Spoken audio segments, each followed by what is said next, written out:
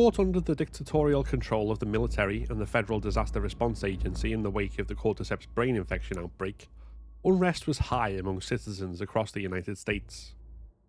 But whilst the Fireflies tried to usher in a countrywide revolution, they were broadly unsuccessful and eventually disbanded.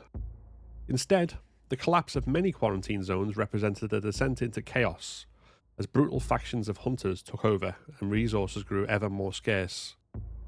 While self-sufficient communities like Jackson did flourish outside of FEDRA rule, one very rare example of a properly functioning society was born from overthrowing the military. That built by the Washington Liberation Front in Seattle. But despite their success in war, their supply problems and the unrest it created, their war with the seraphites, and their leadership being reduced to a dictatorship, would see them become little better than the regime they replaced, and ultimately lead to their downfall. This is the story of how the WLF took over Seattle, and the rise to power of Isaac Dixon.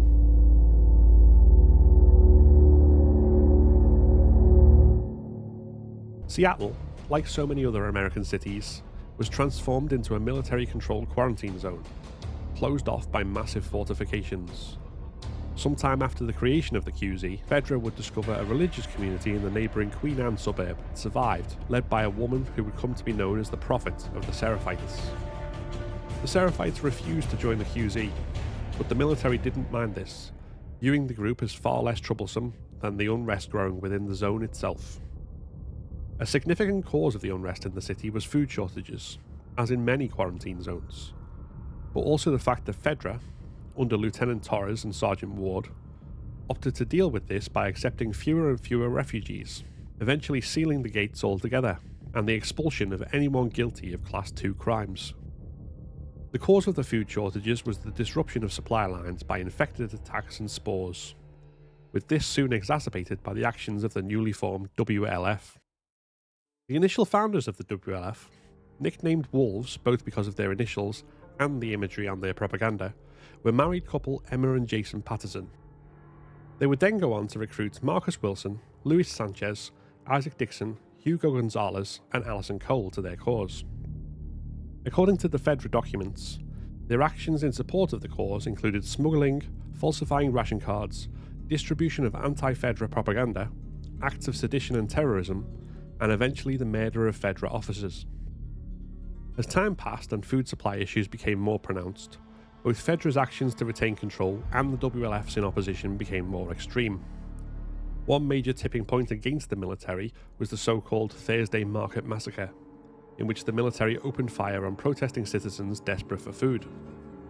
Whilst FEDRA had been painting the WLF as a terrorist group, the truth of this act, committed against starving people who only wanted to feed their families, undercut FEDRA propaganda and led to a recruitment surge for the Wolves. This would also be when Isaac would take power over the WLF. The Pattersons had been hunted down and killed by FEDRA, along with Luis Sanchez from their original recruits. Whilst Marcus Wilson, Hugo Gonzalez and Alison Cole were not killed, it was Isaac, a former Marine, who was voted in as the new commander. The meeting where this occurred was reportedly contentious, since in retaliation for the massacre he had ordered the summary execution of prisoners. But in the midst of the civil war, many appreciated his willingness to make tough calls. In the wake of ever fiercer resistance from the WLF, FEDRA would eventually take the decision to abandon the Seattle quarantine zone and evacuate personnel and supporters from the city. However, a tip from a Seattle resident would allow the WLF to follow Torres and Ward's convoy to the overpass. There, in open combat, they would slaughter most of the fleeing FEDRA soldiers and supporters. Only a few, including the commanding officers, would successfully retreat to the courthouse. However, the fight there did not go in their favour, and the survivors would be summarily executed by firing squad. This battle would be the moment when the Wolves took power in Seattle, but it would also be when they took on the problems FEDRA had faced. The supply line difficulties as a result of infected attacks had not gone away, and with the military gone, the discontent over food shortages would shift towards Isaac and the WLF. The initial response to this was to enforce a curfew and restrict the movement of citizens between zones, whilst the WLF focused on hunting down and executing any remaining FEDRA survivors. This would then escalate to demanding the citizens join the Wolves and swear their loyalty or leave the city. and finally to the forcible relocation of everyone to Soundview Stadium in order to centralise supply distribution. For many citizens, this made the Wolves not only no better, but perhaps worse than FEDRA, categorising them as fascists. In the community of Hillcrest, Boris Legasov would lead a rebellion after his daughter was gunned down for anti-WLF graffiti, but he would ultimately be betrayed by other residents. Even with the discontent over the WLF, there were still plenty who saw no alternative but to support them, and especially with the Seraphites entering the zone to preach their faith, many would choose the Wolves as the lesser evil. At the stadium, the Wolves would successfully build a self-sustained community powered by electricity from solar and wind, growing crops, raising livestock, and teaching children, and with proper medical care. But at the same time, the contained nature of the community, especially in the wake of rebellions, losing parts of the city to infected, and the further encroachment of the Seraphites into the city, made the WLF increasingly hostile to anyone other than their own. Hostility to the Seraphites would become outright war after the bombing of a Wolf supply platoon, which itself was viewed by the Seraphites as justifiable retaliation for Wolf hostility. It was in the war that Isaac's ruthlessness came into its fullest force, as he would order executions and assassinations of known Seraphites, and his forward operating base housed Seraphite prisoners who would be tortured for information. Over the course of the war, WLF hostility would become outright xenophobia, with Seraphites dubbed scars for the marks on their faces and viewed as less than human. Many WLF soldiers would take sadistic pleasure in killing Seraphites in battle or torturing them. And the scar is on his knees, right? He's praying. I go to tie him up and bring him in, and pretty soon this fucker gets a knife on me. I jumped back, just blast. This whole face came off. Good. Wasn't that though? Still gurgled for like another 5 minutes. What? He brought it on himself? This meant that when a ceasefire was reached, it did nothing to temper resentment between the two sides. The agreement was made in the wake of a failed attempt to attack the Seraphite island, and would see the WLF agree to leave the island alone as long as the Seraphites left the WLF supply routes alone. However, it would break when a group of teenagers attacked a Wolf supply convoy, most likely with nothing more than stones, as they were easily gunned down, reigniting the war. The Wolves would eventually capture the Seraphite Prophet in the renewed clashes. However, the Prophet would preach to her captors and increase the number of soldiers questioning the war, or even outright defecting. As a result, Isaac saw his only choice being to execute the Prophet.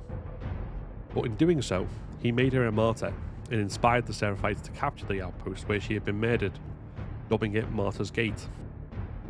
Despite a reputation for cold ruthlessness, Isaac viewed himself as someone who prioritised justice. After taking in Abby Anderson and other displaced Fireflies following the revolutionary group's collapse, he would take a particular liking to Abby and give her a leeway that other members of the WLF didn't get. This included being allowed to take her group to Jackson in pursuit of revenge against Joel Miller for killing her father. She would also often get away with questioning and challenging him in a way many others were fearful of. Even when she escaped capture for desertion, there were those who voiced concerns that she would still get off lightly. Yet even with this affection for Abby, he remained uncompromising in relation to loyalty to the WLF and hatred for the Seraphites. After Owen Moore shot a fellow WLF soldier, by Owen's account because that soldier challenged him about being unable to kill an old Seraphite, Isaac told Abby he would hear Owen's side of the story, but was very clearly of the mind that betrayal would not be tolerated. When Abby deserted in search of Owen, Isaac roughly interrogated her friends, including heavily pregnant Mel. Other WLF soldiers voiced their own unwillingness to give Owen the benefit of the doubt, and once Abby too was viewed as a traitor, they didn't hesitate to turn on her. His fanatical mindset, echoed by his soldiers, was also reflected in his determination to once more invade the Seraphite island, despite a majority of Wolves thinking such a course of action was unthinkable. He viewed the genocide of the Seraphites as the only way to ensure peace. When on the island, even while still appearing unwilling to outright kill Abby, he made clear that he viewed Lev, despite him only being 13 years old, as less than human. He was a target to be eliminated because of his affiliation with the Seraphites, and nothing could persuade him otherwise. Whilst the focus was on Abby and Lev, this allowed Yara, who had been shot just before Isaac's arrival but was still barely alive, to shoot and kill Isaac so Abby and Lev could escape. but his death was ultimately the result of his fanatical hatred.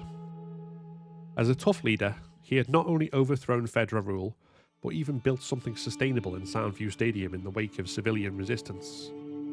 Even if his rule was brutal, he was able to act in a way that still allowed many to see him as just, including letting his soldiers leave to pursue personal justice. And yet, his hatred of outsiders, especially the seraphites, became so uncompromising that he would ultimately engineer his own downfall. Aggression against the seraphites pushed them to take violent action in their own defense. The very threat of the prophet's words caused him to make a martyr of her, and he was so convinced that the very existence of the cult would be the end of the wolves that he pushed his entire force into an invasion that already had a precedent showing it was doomed to failure. Though the community at Soundview Stadium remains intact, and it's unclear how many wolves were able to survive the invasion, whatever remains of the Washington Liberation Front is a shadow of its former self, and all the more vulnerable. All because of a war of their own making, rooted in uncompromising hate, and the very fanaticism of which they accused their enemy.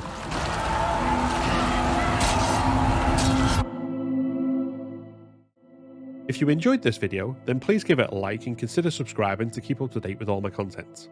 Like the video that just popped up, which YouTube thinks you should watch next.